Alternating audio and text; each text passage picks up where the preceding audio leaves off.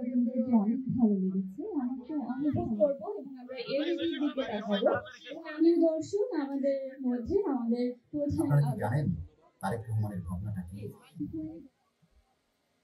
বিএনপির ভারপ্রাপ্ত চেয়ারম্যান তারেক রহমান এই বাংলাদেশের প্রান্তিক কৃষকের খোঁজ খবর নিচ্ছেন।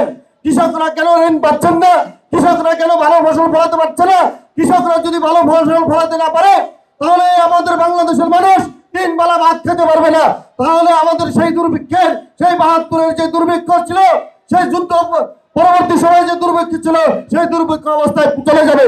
সেই চিন্তা থেকে তারেক রহমান এই আমাদের রাষ্ট্র কাঠামো 31তম রাষ্ট্র দফায় যে 27তম দফা নিয়েছেন সেখানে কৃষকদের কথা বলেছেন।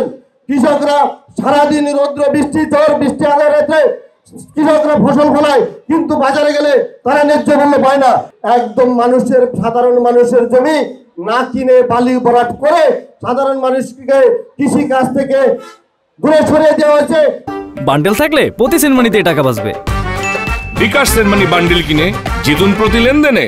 জমি দখল করে নেওয়া হয়েছে, যার ফলে কৃষি কাজ কমে আসছে।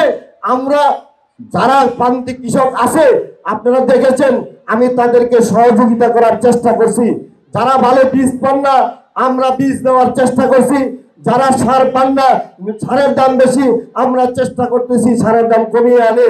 যদি আমরা বিএনপি ক্ষমতায় আসে আগামী দিনে, তারেক রহমান বলেছে কৃষকদের যাতে সারের দাম বৃদ্ধি না হয়, কৃষকদের ফসলের যে ন্যায্য মূল্য পায় সেই দিকে আমরা সচেতন থাকবো। এতদিন শুনছি চান্দে অমাবস্যা লাগে, আজকে দেখলাম সূর্যে অমাবস্যা লাগে।